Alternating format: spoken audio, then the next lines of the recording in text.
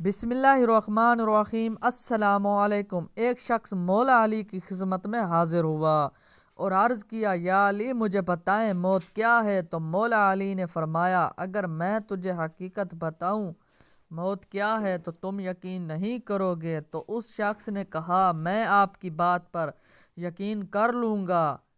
تو مولا علی نے فرمایا، تو پھر سنو، موت زندگی ہے۔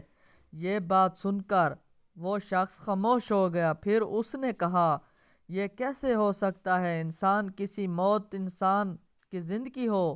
پھر مولا علی نے اس شخص سے پوچھا، جب تم پیدا ہوئے تھے تو کس حالت میں تھے؟